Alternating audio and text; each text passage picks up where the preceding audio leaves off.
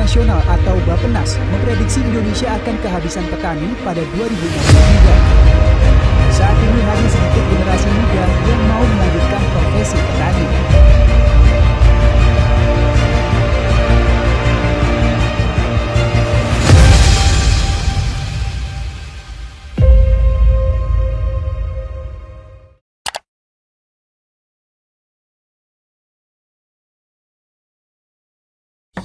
Paket Asia.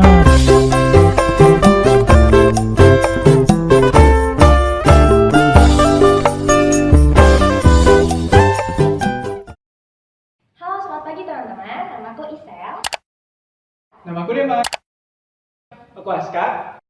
Kami dari kelompok 2, selamat menyaksikan. Jangan lupa like, komen, dan subscribe. Karena dukungan kalian sangat berarti buat kita. Selamat menonton. Masih kan?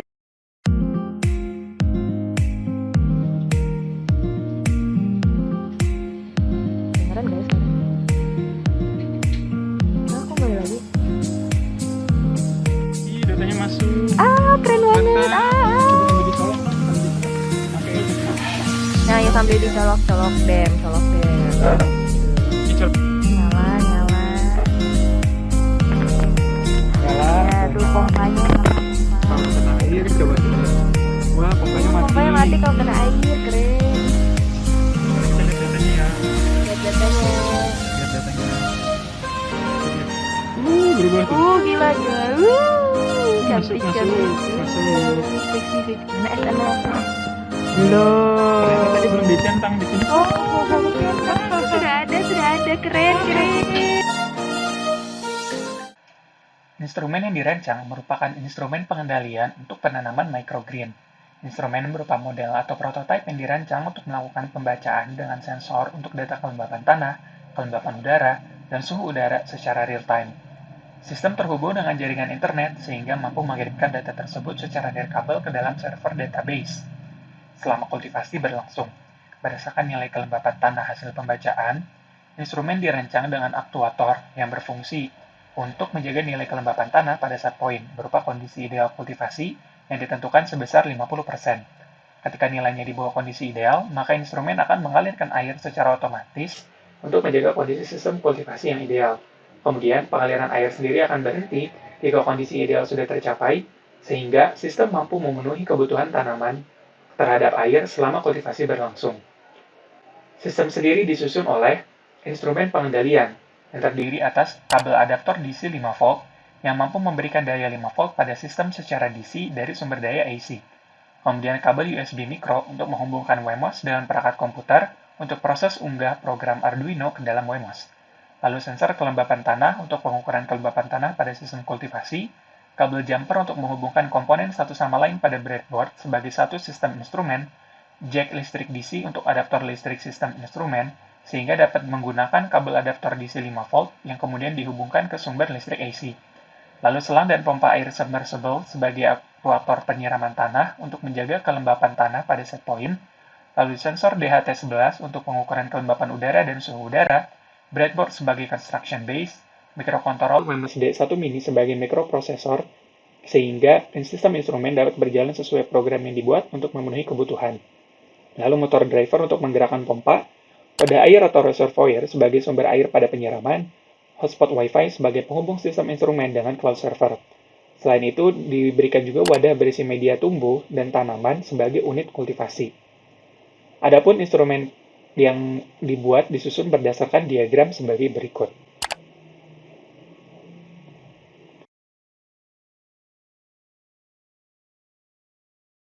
Flowchart dari sistem sendiri ditampilkan pada gambar berikut. Pada flowchart terlihat bahwa sistem dimulai dengan melakukan pembacaan nilai oleh sensor, terbagi menjadi nilai sensor kelembapan dan juga suhu udara yang kemudian akan dikirimkan langsung ke dalam server InfluxDB, kemudian server kelembapan tanah yang juga akan dikirimkan, namun pada saat pembacaan akan dilihat nilainya. Jika kelembapannya sendiri bernilai kurang dari sama dengan 50, maka akan mendorong nyalanya pompa untuk meningkatkan kelembapan. Jika kelembapan kemudian sudah memiliki nilai lebih dari sama dengan 50, maka pompa tersebut akan mati. Sistem terus berjalan hingga akhirnya sistem dimatikan atau kondisi selesai. Setelah itu, struktur database dari sistem ditampilkan pada gambar berikut. Untuk database sendiri menggunakan server berupa iot.itb.ac.id.28086. Kemudian database atau bucket yang digunakan berupa BE4107. Adapun measurement dalam bucket berupa node underscore 2 underscore data dengan field dari measurement berupa SM, AM, AT, PAM, dan height. Adapun height sendiri kemudian diganti menjadi height simulated akibat pertumbuhan tanaman yang terhambat. Kemudian tag dari setiap data berupa kelompok praktikum, yaitu kelompok 2. Adapun data time sendiri terisi otomatis oleh IncludeDB berdasarkan waktu input dilakukan. Kemudian data SM, AM, AT, dan PAM diinput secara otomatis oleh sistem instrumentasi.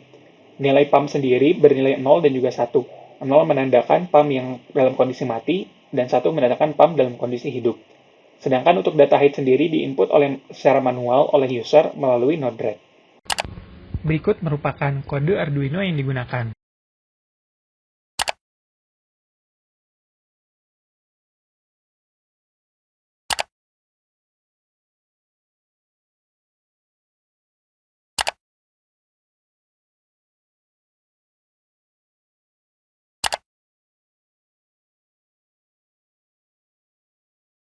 Berikut adalah sistem fisik yang sudah kami buat, dimulai dari catu daya untuk mengalirkan listrik yang kami bungkus dengan plastik agar aman, terhubung ke driver yang mengatur pengairan dari pompa ke media tanam yang sudah dipasangi sensor DHT11 dan sensor kelembapan, lalu terhubung ke board yang kami amankan di dalam tin wall, di mana terdapat perangkat Wi-Fi yang mengirimkan data ke server.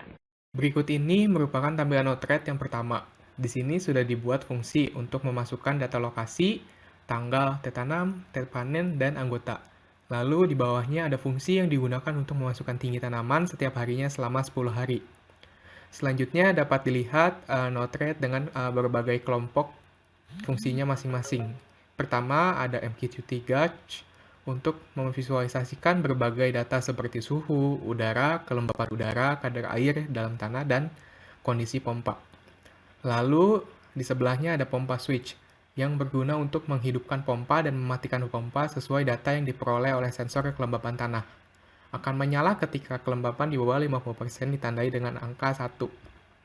Kemudian ada MQTT Data to Database yang digunakan untuk mengunggah data yang diperoleh dari berbagai sensor dan pompa yang digunakan ke database. Dalam situasi ini, database yang akan masuk ke dalam data tersebut yaitu database kelompok 2. Selanjutnya ada database on demand, di mana database ini digunakan untuk meminta sistem untuk menampilkan data sesuai rentang waktu yang sudah didefinisikan. Lalu, kelompok real-time monitor database digunakan untuk memvisualisasikan data kelompok secara real-time. Untuk kelembapan tanah dan udara ada pada rentang 40 hingga 60%, sehingga yang diambil di sini adalah 50%. Sedangkan untuk temperatur ada pada 18 hingga 24 derajat Celcius dan yang diambil adalah 24 derajat Celcius. Untuk menjaga kondisi tersebut terjaga, maka lokasi yang disimpan haruslah memiliki cahaya yang cukup, kemudian memiliki aerasi udara yang baik sehingga sirkulasi dapat terjaga dan suhu dapat terjaga dengan baik. Selain itu, lokasi penyimpanan pun harus terlindung dari gangguan-gangguan yang mungkin terjadi. Disimpan dengan rapi untuk melindungi sistem dari gangguan-gangguan yang mungkin saja mengganggu pertumbuhan tanaman atau operasi instrumentasi pengendalian. Pada kondisi ini, cahaya diperoleh dari arah jendela, yaitu langsung dari lingkungan luar atau dari matahari. Begitu pula dengan udara yang berasal dari jendela. Sedangkan untuk lokasi sendiri, diarahkan ke arah samping agar tidak mengganggu orang yang berjalan. Kondisi ini mungkin bukan kondisi yang ideal, namun sudah kondisi yang terbaik yang dapat dilakukan.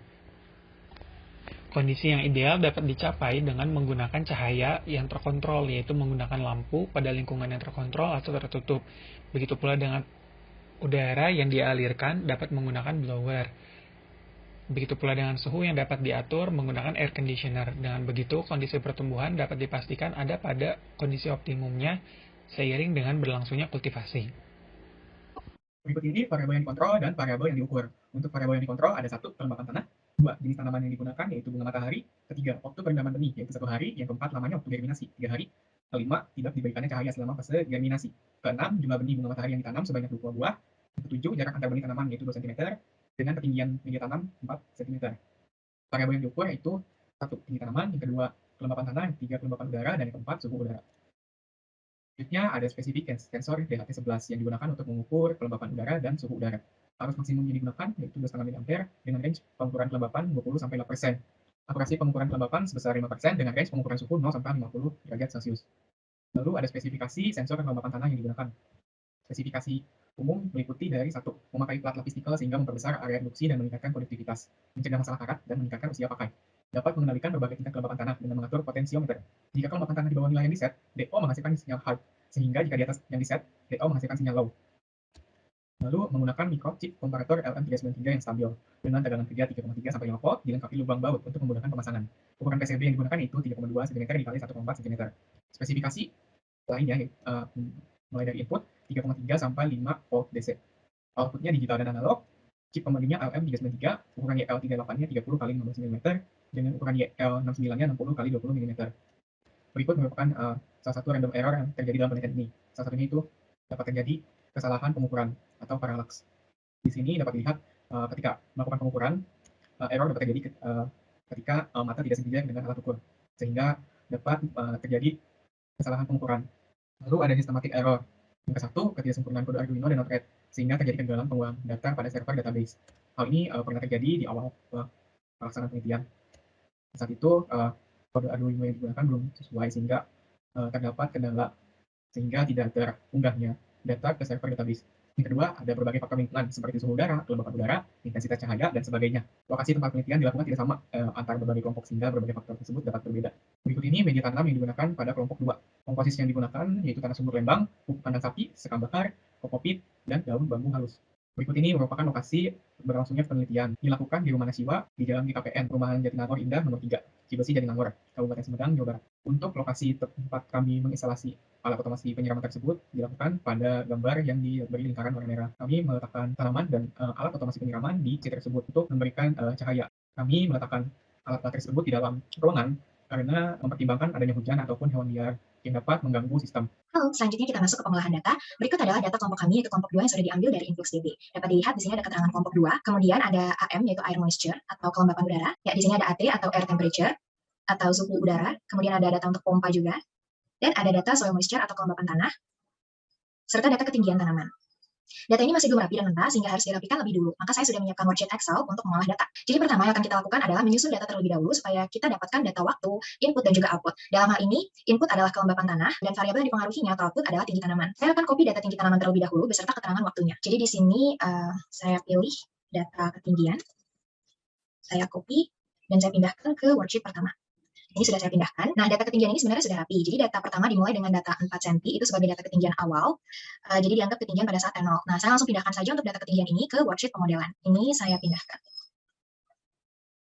di bagian output. Oke, untuk output sudah. Selanjutnya adalah waktu. Nah, di sini keterangan waktunya adalah 23T07 ya. Nah, 2021, 11, dan 23-nya itu merupakan tanggal dan T07 itu adalah waktu. Nah, yang penting di sini sebenarnya adalah interval waktu pengambilan data yang tidak sama. Nah, dapat dilihat pada data keempat ini, data tinggi 4 cm ke 20 cm ini intervalnya adalah 6 jam. Sedangkan dari data tinggi 20 ke 23 cm ini, interval waktunya adalah menjadi 12 jam. Dan seterusnya ini masih terjadi beberapa perubahan interval waktu. Maka kita perlu sesuaikan untuk akurat menginput data waktunya. Karena saya sudah mengolah data sebelumnya, maka saya akan langsung pindahkan saja data waktu yang sudah saya rapikan ke worksheet pemodelan. Berikut sudah saya pindahkan. Kemudian selanjutnya untuk input yaitu kelembapan, karena datanya sangat banyak ya, dapat dilihat di sini data SM soil moisture ini sangat banyak karena datanya diambil per jam setiap harinya, maka kita perlu sesuaikan dengan mengambil data kelembapan pada waktu yang sama dengan data ketinggian tanaman diambil. Nah, caranya adalah kita mengcopy format penamaan di sini, misalkan untuk data T0, yaitu ini 2307 ya, ada format tanggal dan juga waktunya. Kemudian saya gunakan fitur find di sini. Nah, akhirnya kita cari yang lambangnya SM. Nah, ini kita sudah dapat. Ternyata nilainya adalah 69, sekian-sekian. Saya akan pindahkan ini ke worksheet pemodelan, ke input di sini. Nah, 969. Di sini saya gunakan desimal di belakang koma sebanyak 2 angka. Nah, karena saya sudah mengolah data sebelumnya, maka saya akan langsung pindahkan saja data input kelembapan yang sudah saya rapikan ke worksheet pemodelan. Baik, data-data yang kita butuhkan sudah di-input ke dalam worksheet. Kemudian di sini ada kolom model ya, output model. Jadi kita ingin memodelkan pertumbuhan tinggi tanaman. Nah, metode pemodelan yang diambil di sini adalah pemodelan nonlinear dengan teknik regresi kuadrat terkecil. Persamaan yang kita gunakan ini sebenarnya adalah persamaan logistik. Ada banyak model nonlinear yang sudah digunakan untuk memodelkan pertumbuhan tanaman ataupun yield, dan model nonlinear ini umumnya lebih banyak digunakan ya dibandingkan dengan model empiris seperti contohnya model polinomial. Nah, contoh model nonlinear itu seperti model logistik, model Gompertz, dan juga model Richards, dan lain sebagainya. Di sini kita pakai logistik, alasannya karena terbukti baik untuk memodelkan pertumbuhan tanaman. Jadi persamaannya adalah ini, dapat dilihat pada layar. HT itu adalah output, yaitu ketinggian pada setiap waktu. K, alfa dan beta adalah parameter model. T adalah waktu, dan X adalah input. Dalam hal ini berarti kelembapan. Saya akan tuliskan rumus untuk model terlebih dahulu, karena saya sudah menuliskan sebelumnya, maka saya copy saja untuk mempersingkat waktu. Ini adalah rumusnya. Saya copy, dan saya pindahkan ke kolom output. Seperti ini, dan saya autofill. Kemudian untuk persamaan galat di sini adalah output eksperimen dikurangi dengan output model dan dikuadratkan. Ini juga saya autofill. Nah, di sini hasilnya belum keluar karena saya belum memasukkan nilai parameter model, yaitu penguatan K, alfa, dan beta. Dalam pemodelan, kita perlu melakukan optimisasi, yaitu mencari nilai minimum atau maksimum tergantung dengan apa yang kita butuhkan. Karena kita sedang melakukan regresi, maka tujuannya adalah memperkecil galat atau kesalahannya. Jadi yang harus kita lakukan adalah minimisasi dengan cara memilih nilai parameter model yang tepat dengan meminimumkan SSE atau kuadrat kesalahan. SSE dan R kuadrat adalah parameter kualitas regresi yang dapat dilihat di sini. Saya akan tuliskan rumus untuk keduanya, yaitu jumlah galat untuk SSE.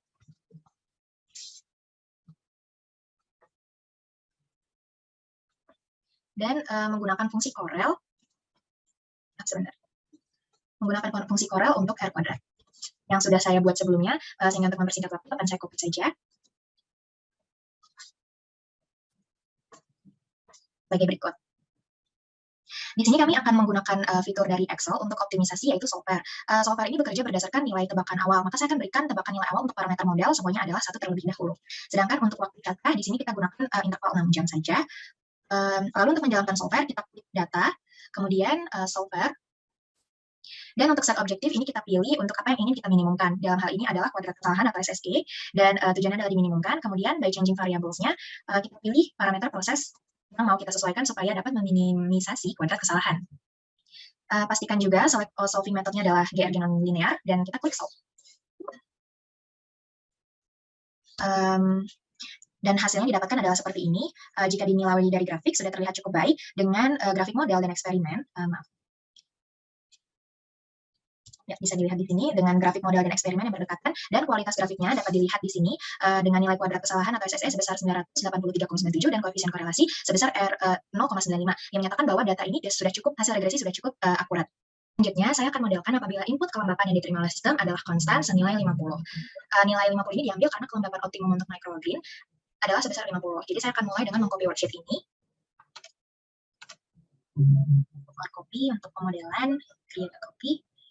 Ini saya ganti namanya pemodelan 50. Kemudian saya ganti untuk nilai input yaitu kelembapan sebesar 50 dan apply to all.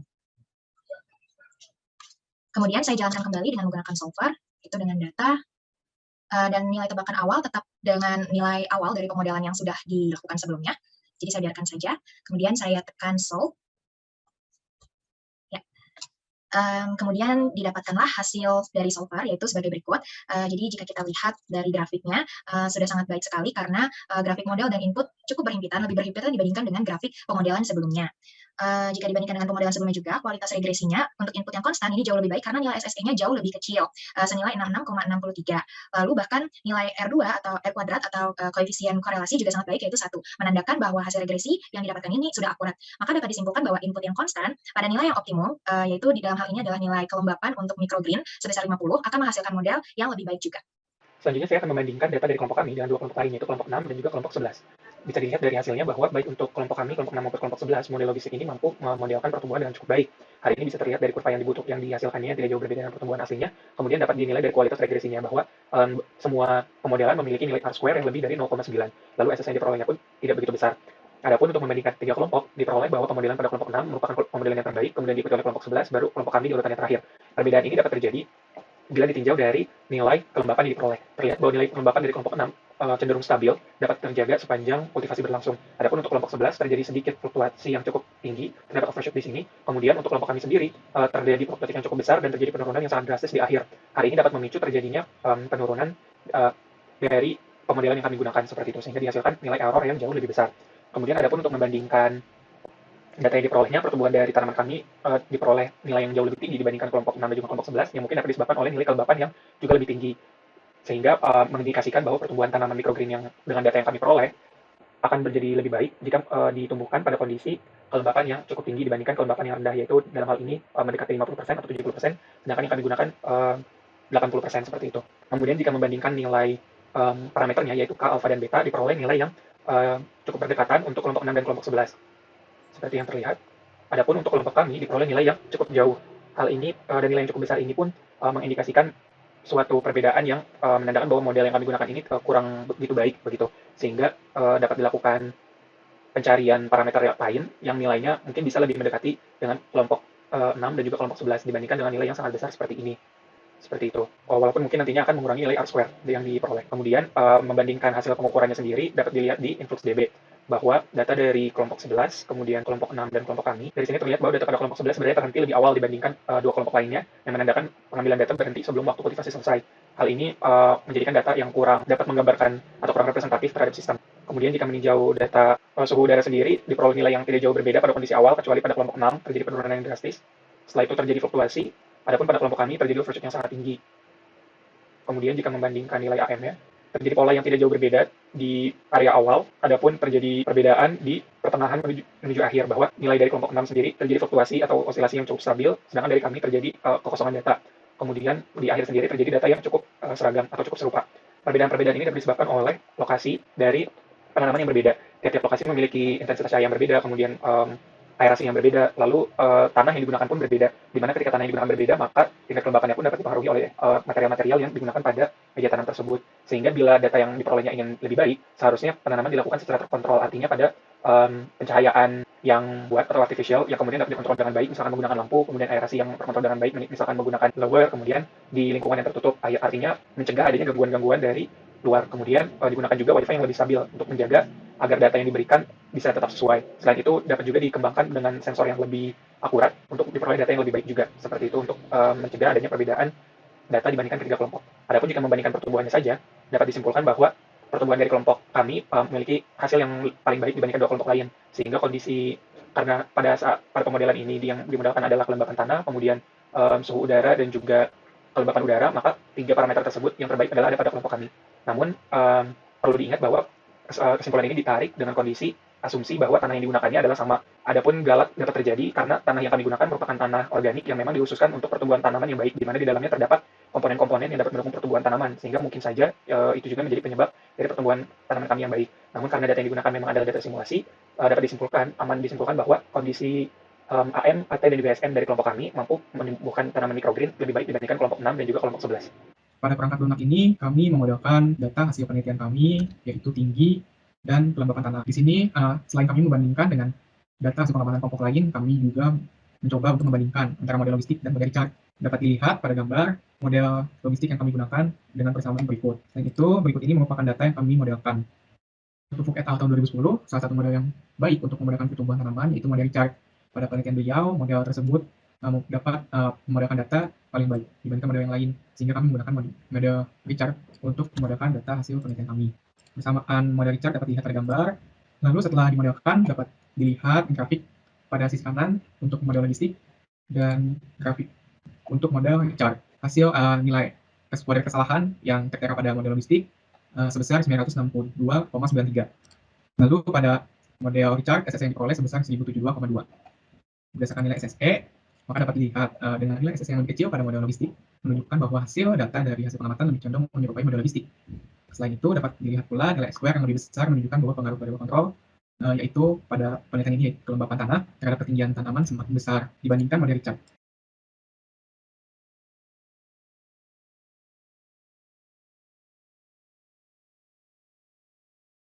Sekian video dari kami, terima kasih sudah menonton. Jika kalian suka video kami, Jangan lupa like, komen, dan subscribe. Dadah!